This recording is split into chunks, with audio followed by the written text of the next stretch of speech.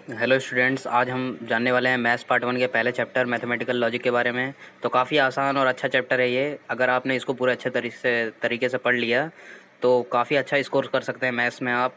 और पार्ट 1 में जहाँ तक देखें तो सबसे इजी चैप्टर यही है और काफ़ी काफ़ी इंटरेस्टिंग भी है, अच्छा भी है। तो आज इस वीडियो में हम स्टेटमेंट एंड इस true value, logical connectives, compound statement, simple statement, truth table, ये सब के बारे में जानने वाले हैं। करीब पूरा आधा चैप्टर कवर करेंगे इस वीडियो में, तो वीडियो को लास्ट तक देखना। और काफ़ी आसान तरीके से समझाऊंगा मैं आपको, ताकि आपको सब कुछ समझ में आ सके। ठीक है, तो चलिए शुरू करते हैं। तो चलिए अभी देखते हैं स्टेटमेंट क्या होता है। स्टेटमेंट यानी आप ऐसा समझ लीजिए कोई बयान, जैसे कि आपसे किसी ने कुछ पूछा तो आपने उसका जवाब दिया छोटा सा आंसर में। तो मतलब आप जो अपने बारे में आप जो बता रहे हैं उसे बयान, वो आपका बयान हो गया, वो आपका स्टेटमेंट हो गया। तो यहाँ पे पहला पॉइंट क्या है देख लेते हैं। A statement is a declarative assertive type sentence, यानी कि जो हमारा स्टेटमेंट होता है वो एक साधारण वाक्य सा होता है। अब जैसे कि मैं आपको उदाहरण देके बताता हूँ। मान लीजिए हमारे पीएम मोदी कहीं पे गए हैं, कोई रिपोर्टर उनसे कुछ क्वेश्चन कर रहा है और वो अपना मतलब बयान दे रहे हैं, एक छोटा सा मतलब उसके बारे में कुछ टिप्पणी कर रहे हैं, बता रहे हैं। तो उससे क्या कहेंगे, उसे स्टेटमेंट कहेंगे, क्योंकि वहाँ पे कोई क्वेश्चन, कमांड, ऑर्डर, रिक्वेस्ट तो करेंगे नहीं, वो बस सीधे से अपनी बात बताएंगे छोटा सा। तो उसे क्या कहेंगे, उसे स्टेटमेंट कहेंगे। तो चलिए यहाँ दूसरा पॉइंट देखते हैं। हमारे दूसरे पॉइंट में क्या लिखा है, स्टेटमेंट इज़ इधर ट्रू और फॉल्स, यानी हमारा जो स्टेटमेंट है वो या तो गलत हो सकता है या तो सही हो सकता है।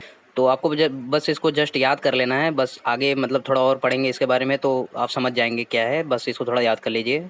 तीसरा पॉइंट है हमारा, statement are denoted by PQR। अब मतलब आप स्टेटमेंट जो है उसको PQR द्वारा रिप्रेजेंट कर सकते हैं, दर्शाया दर्शाया जा सकता है उसे। तो कैसे दर्शा सकते हैं आप इसे, जैसे कि मैं आपको उदाहरण देके बताता हूँ। Ram is best batsman and bowler. तो इधर दो चीज़ है, या एक तो बैट्समैन और दूसरा बॉलर। तो आप इसे कैसे, मतलब अभी इसको दो तरीके से लिखना हो तो कैसे लिख सकते हैं आप। पी द्वारा आप ये दर्शा सकते हैं, राम इज़ बेस्ट बैट्समैन। और दूसरा क्यू द्वारा क्या दर्शा सकते हैं, राम इज़ बॉलर। तो यहाँ पे आप समझ गए होंगे PQR क्या क्या है, कैसे मतलब इसको बस रिप्रेजेंट करने के लिए PQR दिया गया है, ज़्यादा कुछ नहीं है। और यहाँ पे एक चीज़ नोट करके भी दिया हुआ है मैंने, जैसे कि आप देख सकते हैं, interrogative, exclamatory, command, order, request, suggestion, ये सब क्या है, ये सब स्टेटमेंट नहीं होगा। ऐसे भी कहीं से भी आपको ऐसा सेंटेंस मिले जिसमें या तो क्वेश्चन किया गया हो, कमांड किया गया हो, ऑर्डर दिया गया हो, रिक्वेस्ट किया गया हो, तो ये सब क्या होगा, ये स्टेटमेंट नहीं होगा, क्योंकि ये हो ही नहीं सकता स्टेटमेंट।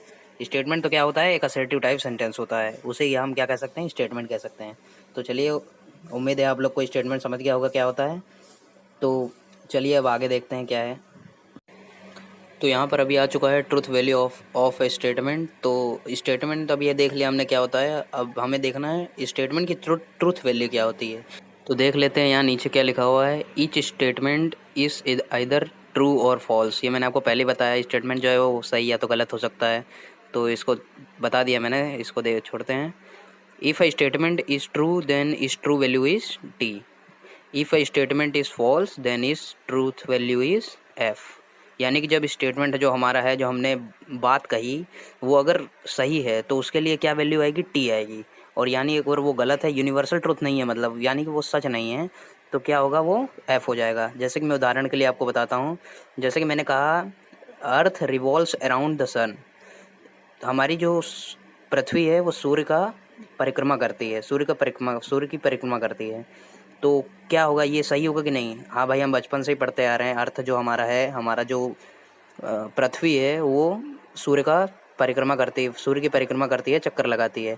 तो ये क्या हो जाएगा, ये इसकी ट्रूथ वैल्यू क्या होगी, अगर मैं आपसे पूछूँ तो अर्थ रिवॉल्व्स अराउंड द सन, इसकी ट्रूथ वैल्यू क्या होगी। तो इसकी भाई ट्रूथ वैल्यू, हाँ भाई ये सच है, तो ये क्या होगा, T हो जाएगा। तो अभी अगर मैं इसको उल्टा कर दूँ, सन की जगह अर्थ को ला दूँ और अर्थ की जगह सन को ला दूँ, जैसे मैं कहूँ कि, अब मैं ऐसा ना कहूँ, अब मैं ऐसा कहूँ कि सन रिवॉल्व्स अराउंड द अर्थ, तो ये क्या हो जाएगा, ये गलत हो जाएगा, क्योंकि ये सही नहीं है। पृथ्वी जो है वो सूर्य की परिक्रमा करती है, सूर्य पृथ्वी की परिक्रमा नहीं करता। तो आपको ये समझ में आ गया होगा। चलिए अभी आगे बढ़ते हैं। तो यहाँ एग्जाम्पल के लिए कुछ सेंटेंसेस दिए गए हैं जो कि स्टेटमेंट है। यहाँ पे साफ साफ लिखा हुआ है, फॉलोइंग सेंटेंस आर स्टेटमेंट। तो इसको चलो देखते हैं। पहला वाला है क्या है, sun arise in the east. Simple सी बात है, ये एक स्टेटमेंट हो जाएगा। और इसका ट्रू वैल्यू अगर मैं क्या पूछूँ तो ईस्ट से ही उगता है, तो भाई T होगा। अगर लिखने की बात हो तो सेकंड वाला क्या है, 5 × 2 = 11। तो ये भी एक स्टेटमेंट है, सीधी सी बात कही गई है यहाँ पे। ये सारे जो है स्टेटमेंट ही है, बस इसको हमें देखना है। तो लेकिन यहाँ पे 5 × 2, 5 का मल्टीप्लाई किया गया है 2 से और लिखा गया है 11। तो क्या ये सही में स्टेटमेंट है? हाँ भाई, स्टेटमेंट तो है ये, लेकिन इसकी ट्रूथ वैल्यू क्या है? इसकी ट्रूथ वैल्यू क्या होगी अगर मैं आपसे पूछूँ तो क्या होगी? 5 × 2 = 11। क्या ऐसा सही में होता है? नहीं होता भाई। 5 का अगर गुणा 2 से करते हैं तो 10 ही आता है। तो ये क्या होगा? ये स्टेटमेंट होगा, लेकिन इसकी ट्रूथ वैल्यू क्या आएगी? F आएगा। तो समझ गए होंगे आप। मुंबई इज़ द, चौथा वाला देखिए, Mumbai is the capital of Maharashtra. हमारा जो मुंबई है वो क्या है? महाराष्ट्र का कैपिटल है, यानी राजधानी है। तो ये क्या है? ये सच बात है। तो इसकी ट्रूथ वैल्यू क्या आएगी? T आएगी। तो चलिए, उम्मीद है ये भी समझ गया रहेगा आप सभी को। तो यहाँ एग्जांपल्स के लिए कुछ और सेंटेंसेस दिए गए हैं, 5 सेंटेंस है। तो चलिए एक एक करके इसे देखते हैं, ये भी स्टेटमेंट है कि नहीं। Please give your pen. तो यहाँ पे रिक्वेस्ट किया जा रहा है, तो उससे पेन मांगा जा रहा है। तो ये क्या होगा? स्टेटमेंट होगा? ये नहीं होगा भाई, क्योंकि रिक्वेस्ट, कमांड, ऑर्डर, ये सब क्या होता है? स्टेटमेंट होता ही नहीं है। तो दूसरा वाला क्या है? What is your name.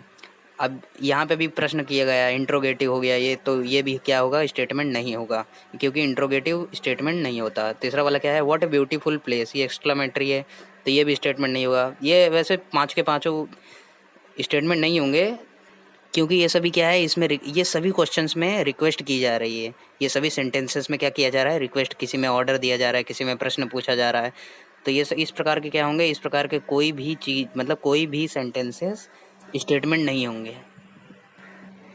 तो अभी हमारा स्टेटमेंट और ट्रूथ वैल्यू क्या होता है, ये सब हमारा कंप्लीट हो चुका है। अब चलिए आगे बढ़ते हैं, देखते हैं logical connective, simple and compound statements. अब लॉजिकल कनेक्टिव्स क्या होती है, सबसे पहले ये देखते हैं। The words which are use to connect two statements are called logical connectives. अब ये क्या है? अब जैसे दो स्टेटमेंट को कोई वर्ड, जैसे कि एंड, और, इफ़, देन, ये सब क्या है? ये सब लॉजिकल कनेक्टिव्स हैं। ये सब दो दो स्टेटमेंट्स को क्या करते हैं? जोड़ते हैं आपस में। जैसे कि मैं बोलूँ अभी फॉर एग्जांपल के लिए, Ravi is intelligent and rich. तो यहाँ पे क्या, ये एंड क्या कर रहा है? दो स्टेटमेंट्स को जोड़ रहा है, Ravi and rich and Ravi is intelligent. तो एंड क्या कर रहा है यहाँ पे? दो दो स्टेटमेंट को क्या कर रहा है? जोड़ रहा है। तो इसे क्या कहेंगे? Logical and. वहाँ पे क्या होगा? लॉजिकल कनेक्टिव्स होगा। तो चलिए अभी देख लेते हैं सिंपल स्टेटमेंट्स क्या होते हैं। A statement which can not be split further into 2 और more statements is called simple statement. यानी कि क्या होता है? ऐसा कोई स्टेटमेंट जिसको कि हम और छोटे छोटे अलग नहीं कर सकते, यानी कि उसे और छोटा नहीं किया जा सकता है, उसे अलग नहीं किया जा सकता। जैसे कि ही इज़ अ बॉय। अब क्या मैं इसको और छोटा कर सकता हूँ, अलग कर सकता हूँ? नहीं कर सकता। ये छोटा सा सिंपल स्टेटमेंट है, इसे मैं और छोटा अब नहीं कर सकता, चाहे मैं कितना भी चाहूँ इसे और छोटा मैं नहीं कर पाऊँगा। तो इस प्रकार के स्टेटमेंट्स को हम क्या कहेंगे? सिंपल स्टेटमेंट कहेंगे। वैसे ज़्यादा कुछ खास है नहीं, उम्मीद है आप लोग को समझ गया होगा। सिंपल स्टेटमेंट काफ़ी ईजी है ये। तो अब चलिए हम कंपाउंड स्टेटमेंट की तरफ बढ़ते हैं। तो कंपाउंड स्टेटमेंट क्या होता है, चलिए देखते हैं। If a statement is the combination of two or more simple statements, then it is called a compound statement। यानी कि जब कोई स्टेटमेंट दो या दो से ज़्यादा सिंपल स्टेटमेंट जो होता है उससे मतलब मिलकर बना हुआ होता है, तो उसे क्या कहते हैं? कंपाउंड स्टेटमेंट कहते हैं। जैसे कि अभी ये फॉर एग्जांपल में देख लो, पहले मैंने क्या लिखा है? पहला वाला, Ravi is happy and rich. तो इसको हम सिंपल स्टेटमेंट में अगर लिखना चाहें तो दो तरीके से कैसे लिख सकते हैं? Ravi is happy and Ravi is rich. तो लेकिन इसको यहाँ पे दोनों को दो सिंपल सेंटेंस थे उसको मिलाकर क्या लिखा गया है? उसे मिलाकर लिखा गया है Ravi is happy and rich. तो ये क्या होगा? ये होगा कंपाउंड स्टेटमेंट, इसे कहते हैं कंपाउंड स्टेटमेंट। दूसरा वाला क्या है? दूसरा वाला है Ram is best batsman and bowler. Ram is best batsman and bowler. तो इसको अभी हम लोग दो तरीके से सिंपल स्टेटमेंट में लिखना चाहें तो क्या होगा? Ram is best batsman and Ram is bowler. लेकिन इसको दोनों को अलग अलग ना लिखकर एक साथ लिखा गया है, Ram is best Batman and bowler. तो ये क्या होगा? ये होगा कंपाउंड स्टेटमेंट। तो उम्मीद है आप लोग को ये भी समझ गया होगा, काफ़ी इजी है, ज़्यादा कुछ नहीं है। तो चलिए अब देख लेते हैं कंजक्शन, डायकंजक्शन, इम्प्लीकेशन और डबल एम्प्लीकेशन के बारे में, जो जिसका कि चार्ट यहाँ पे है, डायग्राम मैंने बहुत अच्छा बनाया है यहाँ पे। आप इसको मतलब वीडियो की क्वालिटी अच्छी करके इसका स्क्रीनशॉट ले सकते हैं, काफ़ी हेल्प करेगा ये आपको। नोट के हिसाब से मैंने काफ़ी अच्छे से लिखा है यहाँ पे, इसका कनेक्टिव भी लिखा है, साइन भी लिखा है, तो आपको ये काफ़ी हेल्पफुल होगा। तो मैं कहूँगा इसका स्क्रीनशॉट ले लेना आप। तो कंजक्शन क्या होता है ये पढ़ते हैं पहले। कंजक्शन तो पहले डायग्राम के हिसाब से आपको बता देता हूँ, आगे और डिटेल में पढ़ेंगे। कंजक्शन इसका कनेक्टिव क्या होता है, एंड, यानी कि स्टेटमेंट, दो सिंपल स्टेटमेंट मैंने आपको बताया था अभी पहले, दो सिंपल स्टेटमेंट को जो जोड़ने के लिए, जब कंबाइन करने के लिए एंड का प्रयोग करते हैं, एंड मतलब यूज़ किया जाता है, तो उसे कंजक्शन कहा जाता है।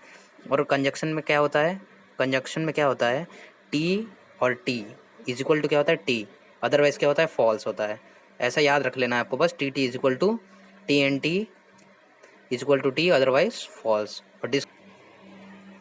और डाई इंजेक्शन में क्या होता है, इसमें क्या होता है, इसका साइन कनेक्टिव क्या होता है, और होता है, यानी कि दो सिंपल स्टेटमेंट को जोड़ने के लिए हम किसका किसका यूज़ करते हैं, और का यूज़ करते हैं। और डाई कंजक्शन में होता क्या है, F is equal to F, otherwise क्या होता है, ट्रू। ऐसा आपको बस याद करके रखना है, आगे मैं इसको डिटेल में बताने वाला हूँ बस आपको। एम्प्लीकेशन में क्या होता है, एम्प्लीकेशन की साइन, अगर सेंटेंस देखना है आपको, कोई भी सेंटेंस में इफ़ देन दिखा तो क्या होगा, एम्प्लीकेशन होगा वो। और एम्प्लीकेशन में क्या होता है, T F is equal to F होता है, अदरवाइज़ क्या होता है, टी होता है। और डबल इम्प्लीकेशन में क्या होता है, इफ़ एंड ओनली इफ़, कोई सेंटेंस में आपको अगर इफ़ दिखा और उसके बाद जस्ट थोड़ा थोड़ा आगे जाने के बाद आपको इफ़ ओनली इफ़ दिखा, तो क्या होगा, वो डबल इम्प्लीकेशन होगा। तो और डबल इम्प्लीकेशन में क्या होता है, T T is equal to T होता है, F F is equal to भी टी होता है। ये आपको यहाँ पे याद ध्यान देना है, ये ज़्यादा इंपॉर्टेंट है थोड़ा।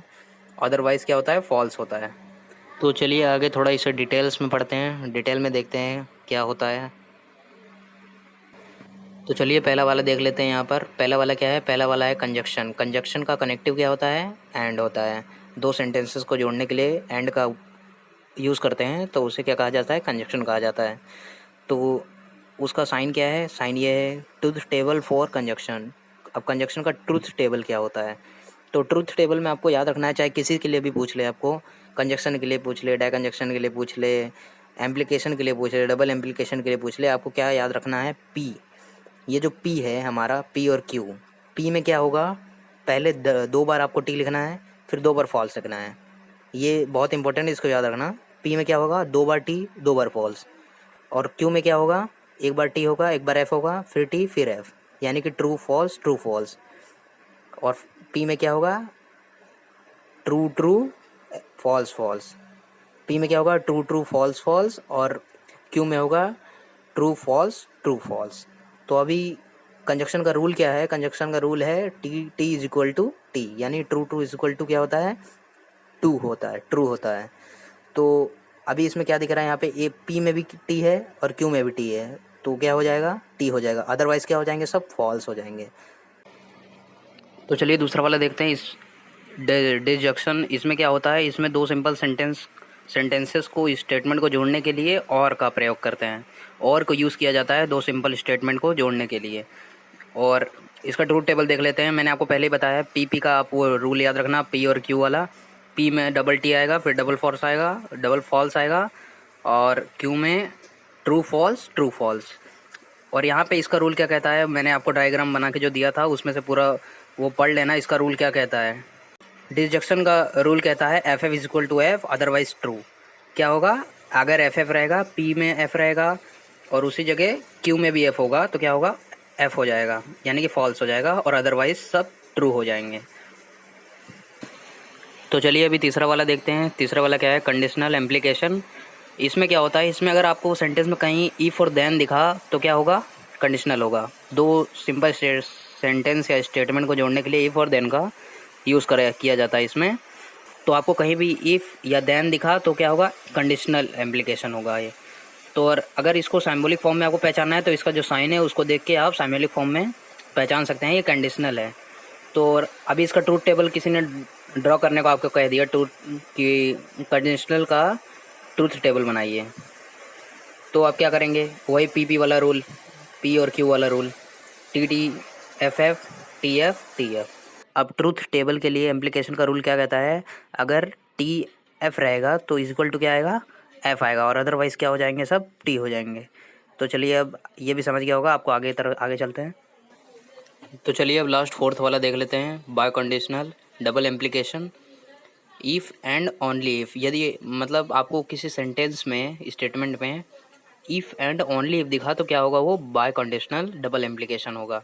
और अगर इसको सिंबॉलिक फॉर्म में पहचानना है तो साइन मैंने आपको दिया हुआ है, और वो टेबल जो मैंने आपको दिया था उसमें भी आप देख लेना, उसका स्क्रीनशॉट ले लेना, वो काफ़ी इंपॉर्टेंट है। तो इसका ट्रुथ टेबल कैसे बनाएंगे, इसका ट्रुथ टेबल यहाँ पे मैंने दिया हुआ है। आपको मतलब ये रूल बस याद रखना है, आपको बाय कंडीशनल कुछ भी पूछे, आपको पी क्यू का याद रखना है कि उसका रूल क्या होता है। पी में double T double F, Q में टी एफ। और यहाँ पे इसका रूल क्या होता है बाय कंडीशनल का, इसमें T T is equal to T होता है और F F is equal to भी टी ही होता है। बस आपको इतना याद रखना है। और ये चार यहाँ पे हो गए। चलिए आगे बढ़ते हैं अभी हम। तो चलिए अभी निगेशन के बारे में पढ़ते हैं। निगेशन क्या होता है?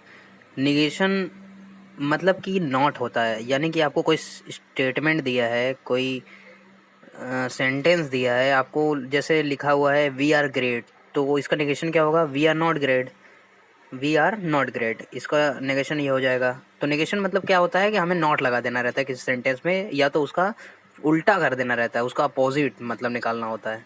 तो जैसे कि यहाँ पे मैंने कुछ स्टेटमेंट और उसका निगेशन दिया हुआ है। यहाँ पे देखिए जैसे फ्री लिखा है तो फ्री का क्या आएगा? नॉट फ्री आ जाएगा। पी का आ जाएगा नेगेशन पी। नेगेशन पी का अब उल्टा में पूछो तो पी आ जाएगा। इज इक्वल टू का साइन रहेगा तो साइन कट हो जाएगा। ऐसे ही बहुत सारा ये दिया हुआ है, ये सब आप याद कर लेना। एंड का उल्टा और हो जाएगा, और का उल्टा एंड हो जाएगा। स्मॉल देन का हो जाएगा greater, not small than. True का हो जाएगा नॉट ट्रू। तो ऐसे ही आपको ये सब पूरा याद कर लेना है। और आप लोग ऐसा मत सोचना कि मतलब मैं अभी ऐसे ही बस ऐसे बता बता के हटा दे रहा हूँ। अभी पका के क्या मतलब, एकदम इम्पोर्टेंस बता रहा हूँ आपको। और इसको याद कर लोगे आपका ये पूरा चैप्टर क्लियर हो जाएगा, कोई टेंशन नहीं रहेगा, कोई भी नहीं। और कुछ डाउट रहेगा तो आप कमेंट बॉक्स में पूछ सकते हैं, पूरा मैं आपको हर एक क्वेश्चन का आंसर दे दूँगा। तो चलिए एग्जांपल के लिए कुछ क्वेश्चन देख लेते हैं, एक दो। तो यहाँ पे पहला क्वेश्चन क्या है, हमें क्या करना है, इसका सिंबॉलिक फॉर्म बताना है। सिंबॉलिक फॉर्म बताना है ये दोनों क्वेश्चंस का। तो पहला क्या है, 2 is an even number and 25 is a perfect square. तो इसको हम सिंबॉलिक फॉर्म में कैसे लिखेंगे? पहले तो हमें ये बताना है इसमें कितने सेंटेंस हैं, सिंपल सेंटेंस है। तो लेट्स भी करके स्टार्ट करेंगे। 2 इज़ एन इवन नंबर, और तो दूसरा क्या होगा, Q. 25 is a perfect square, और इसका सिंबॉलिक फॉर्म क्या होगा? ये देखिए एंड आया है बीच में, 2 is an even number and आया है बीच में, तो एंड रहता है तो हम क्या लगाते हैं, ये वाले साइन लगाते हैं। तो इसका सिंबॉलिक फॉर्म क्या हो जाएगा? पी सिंबॉलिक फॉर्म एंड का, और क्यू आ जाएगा। तो चलिए दूसरा वाला देख लेते हैं अभी।